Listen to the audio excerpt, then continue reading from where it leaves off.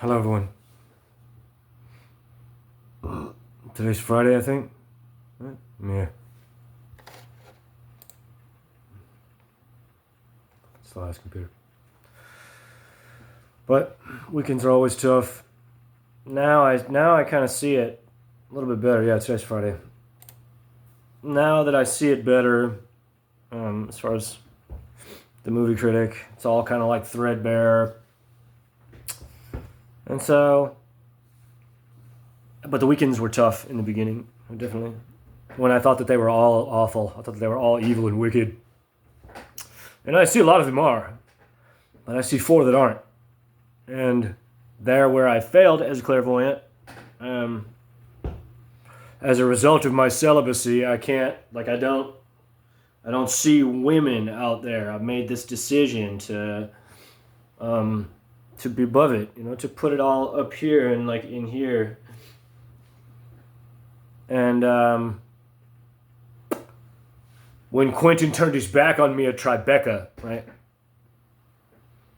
That was when I was supposed to see the girls. That's when I was supposed to see the girls, you see? Because it was them. It was always them. It was never about my writing. He's an arrogant ass. He doesn't give a fuck about my writing. Right?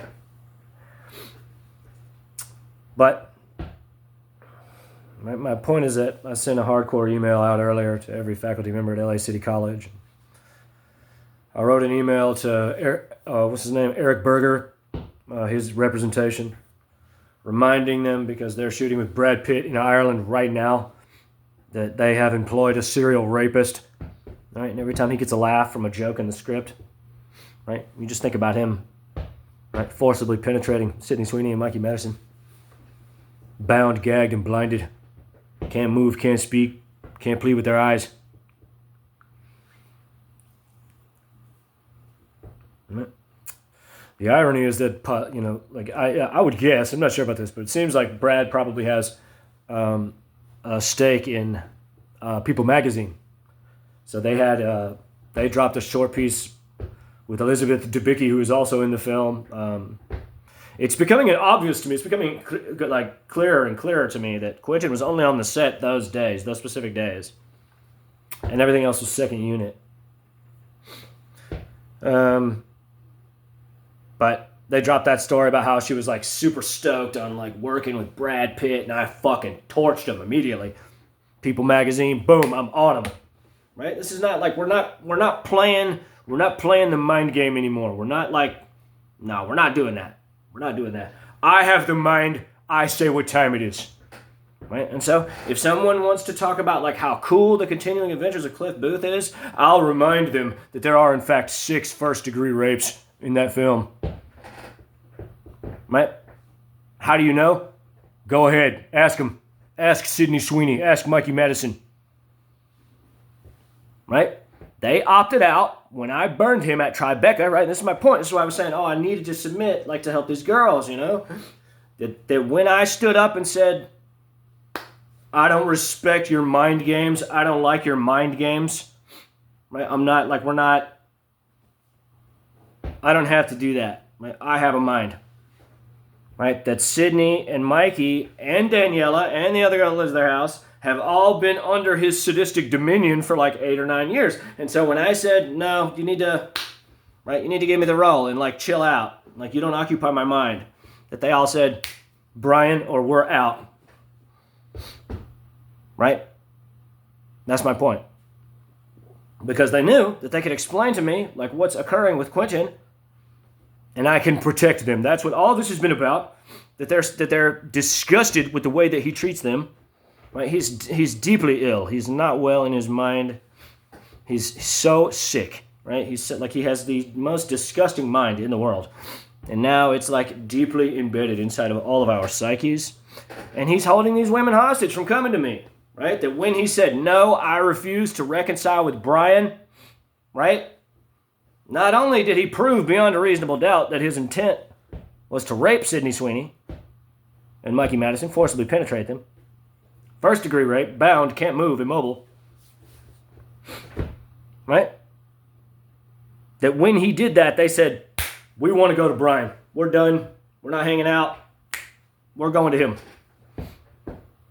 Yeah, that's what I'm saying. And he's been holding them from me ever since. And he's been a sadistic, evil asshole to me constantly because he told everyone that knows that he's holding them against their will from coming to me that, oh, once he sues, I'll give him the girls. Right? So he's been holding these women for like 16 months now, and I'm only just now realizing it. Right? And so now it's really scary because he's so sick, he's so ugly, he's so fucking evil, and I have no resources. I have no resources at all. And so the email was to every faculty member at LA City College, all the journalists, the New York Times, right? Investigative reporters. The Sony investor relations, right? Right? And so the last thing that I said in the email, I'll say it here because it's rather graceful, is that the end of Crowleyism in Hollywood has come to its natural and logical conclusion. Under the protection of Sony Pictures, Quentin Tarantino is supported to continue to hold against their will 4 grown women. Right? Daniela Pick, Sydney Sweeney, Mikey Madison, and another one. I don't know her name. She was outside of the theater at the screening of Jackie Brown in 2024. Right? That's right. And not only did they insulate that, right, which is bad enough, right? My point as far as Crowleyism is that he then proceeded to descend into the most sadistic black magic evil that only he could think of. Right? Only the most miserable bastard in the world would think that these tactics are in any way appropriate. And in so doing, right, like when it came on me about the girls, I said, oh, yes, no, like I totally get it. I actually understand perfectly fine the point that you're all making, right? Are they the hottest women in the world? Yes, they are, right? They could be nasty fat bitches and I would still help them because this campaign is disgusting, right? Quentin thinks himself some sort of sorcerer from hell. That's like his psyche. And I didn't realize that, but I'll be goddamned if I don't take those angels away from him. Right? And this is why it's scary. This is why it's serious. Because at any moment he could just snap and go boom, boom, boom, boom, boom, boom. Right? Because he's had a true psychotic break. He is not well. He is deeply sick. He has done the most sadistic, evil things to me, to Sydney, to Mikey, to Daniela, right? To all of us. Right? All 5 of us. Whenever he wants. Right? And so my point, right, is that the things that I'm saying, right, the things I'm talking about, right, as far as psychic occultism, right, that when you, right, that it's so rarefied, it's so aloof, right, that you can't, there's perhaps 100 people in the world who can, like, actually understand, like, what we're talking about here. And I can explain it better than anyone, right? But my point is that that's what they saw. That's like, right? And so he's been holding them hostage ever since because he knows that once we're all together, right? Right? We're the sharks. He's the salmon. Right? And those tactics don't interest me. I put it in writing. I just sent an email to Mike. I put it in writing. Right? No one will exact revenge by sorcery. Right? Right? My point is that he's such a goblin. He thinks that, like, he can just, like, continue to keep them. And if I arrive with the LAPD, he's never getting out. That's the point. Right? Like, why am I supposed to assume that, like, their lives are safe if they've been trying to come to me all this time? Now that he knows that I know. Right? Like, no, it's like this is what I told Mike. So I told his agent, I said, you can't act like this is okay anymore. Right? You can't, no more. Right? No more saying, oh, Quentin's a cool guy so he can commit crimes because he's famous. No. Right? No. And I don't know what they're going to do. Like, it's so, like, I don't understand it. There really is. There's no decent people in Los Angeles, right? Quentin is such a goblin, right? He is just a sinister, hideous, evil man, right? But I have to keep working at it. I have to keep writing right? This isn't about me, but it is about me. Right? That he's been hovering over me, right? For this whole time, just like them, right? And he's been treating them this way for the last decade. No, it's time for a change. No more. No fucking more. Right? It's time to bring the law in. It's time to bring the authorities in and say, this is my contention. This is what I have to say. Right? And the reality is that I'm telling the truth, that all four of them are desperate to get to me because they are so disgusted with Quentin Tarantino and finally found a man who understands the fucking fucked up shit that he's into. Right? That's the full story. That's the full story. The Daniela Pick hated her marriage almost immediately. Right? And so, right, I'm still subjected to disgusting psychic pressures all the time, whenever he wants. He's deeply unwell. He's deeply unwell. He is the most miserable bastard in the world, right? This is why they want it out. This is why they need out. They don't want anything. They need out, right? And this is why I'm the one, right? I'm your Huckleberry, no one else. Everyone else bent the knee. Man, so it's been hard. It's still hard.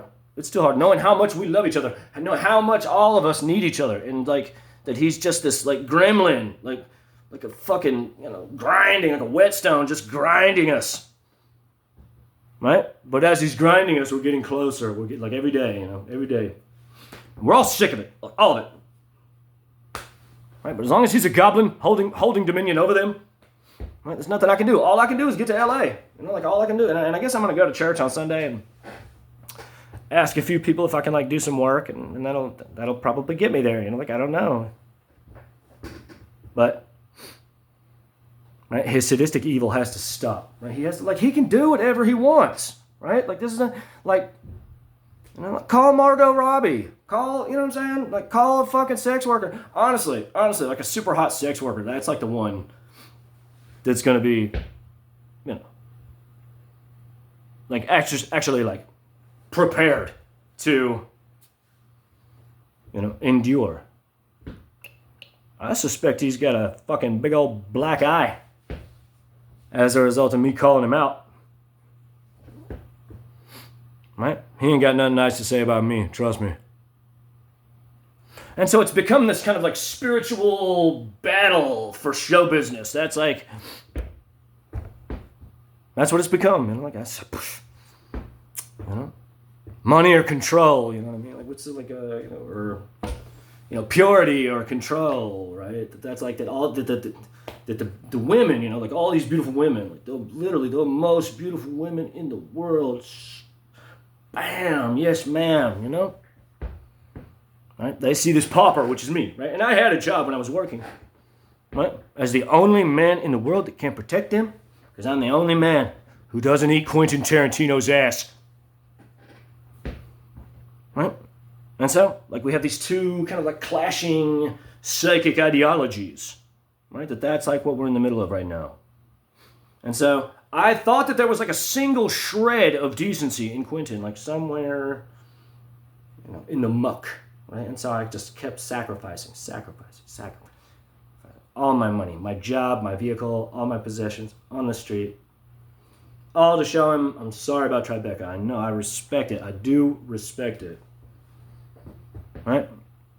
All the while, those girls at that house, right, crying every night, saying, we want Brian, we fucking hate you. I maybe they weren't saying that, but getting raped, all of it. Right? And so, after I got back here, and I started remote viewing, and I started actively engaging on the offensive, and instead of just receiving, I started projecting my mind out. And of course, he's just, boom, just took it further again, just started poisoning my mind with bullshit. Right? But then when I realized, when I kept going, eventually he said, there is no daughter. It was this idea that he has a daughter that's in love with me, right? And of course, all four of them are in love with me because I'm the only man that ever, right, checked Quentin's bullshit. Right? So,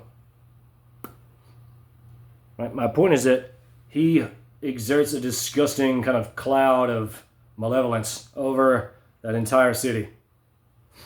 Right? And so my contention, right, is that scientifically, psychologically, neurologically, right, that he has he has spread out, right, his psychic intellectual energy to such an attenuated degree, right, like out around, right, that when I stood up for myself and said, no, you let me play the role still. I don't appreciate you behaving this way. And the women and the studio all were like, why don't you just chill out? Like, he's going to save us a bunch of money. The girls all like him. That as a result of him, like, exercising his mind in this way over the city for so long, he didn't have enough in here and something fundamental broke inside of him. And that's why he's been holding them against their will. Because he's so steeped in this idea of I control through my mind. You understand? That when the only real scenario that's come up in his entire adult life of a man saying, you're not special, you're not like, you're just a man, you're just a writer, right? I'm not interested in like selling my soul to you for money, right? But you've been weird, so let's make this movie and make it right, right? That excited all those women. They said, yes, he can get us out from under him. This guy, like, no, we'll all be together and we'll like protect ourselves from Quentin, you know? Me being completely oblivious, right? Right, but when, right, they demanded, right, he started holding them against their will because he no longer has control, you understand? Understand that he exercises, I'm sure of it, he's totally addicted to it, right? That he exercises his mind in this weird way where he projects his intention out, right, into the target mind, right, into space, right, into the person in front of him, right, at an award show. I want you to turn around and ask me how I'm doing. I want you to turn around and ask me how I'm doing. Right? And then when they turn around and say, hey, Quentin, how's it going? He like gets a chub. Right? That's how he operates in the world. Right? You get it? Right? And so when I overtly burned him, right, at Tribeca, and then I overtly lectured him in his agent's office, and then, right, the studio overtly told him to calm down, and then the women overtly said, you cast him or we all leave. That like something broke, right? That's like 4 instances in this one scenario of him like not having control. You understand? And so he's been raping them every day. And I never knew. I thought that he was just like weird. I never thought, of course I always knew about Daniela. She's so beautiful. That's the most beautiful woman in the world, you know? And I figured I wouldn't meet her, you know, like in that way. Anyway, you know, it's just exhausting. No one lets me speak to them. Right? Just let me FaceTime them. Just let me, right? Like, oh, there's no validity to my claims. Like, I'm right. That's the point. That no one will let me speak to them. Right? Means that either I'm right and he's refusing to let them come to me, or they're all dead. That's it. There's nothing else. Right? So, right? He's got them under lock and key. He's got, like, he's not, like, it's done. It's done. Right? Hopefully they're not dead. I don't know. You know, like, no one wants to tell me anything, you know? But, right? Hopefully his agent, you know, it's in the email I said to his agent, I said, you can't, like, you are opening yourself up to criminal prosecution by your inaction, right? That this is not, we're not playing the cool Hollywood mind game anymore. That's not what's occurring. We're playing the let's tell the truth. What the fuck is occurring game, right? Oh, the truth is that your wife and 3 other women all fucking despise you and they want to come to me because I'm a savage psychic dragon and they know that I can protect them. You have to let them leave. You don't get to keep them. Right? So I can't say it enough, and I can't say it enough times. Like, please notify the LAPD, put the law on me. Right? It's ridiculous that I'm probably gonna have to fly there. I have no resource, I have no money, you know? He's so evil. He's just the ugliest, most evil man. You know, it's exhausting. It's exhausting. I know he's exhausted too.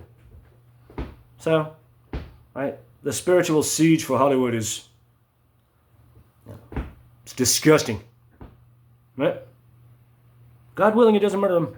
God willing, he's not raping them, giving them diseases. Right? He's so sick in his mind. I can't stress that enough. Right? That he is a dangerous lunatic. That's all he is. Right? If this is how he behaves the first time he doesn't have control of a situation, he needs to be locked up forever. So, something to consider. Let me know what you think. God bless.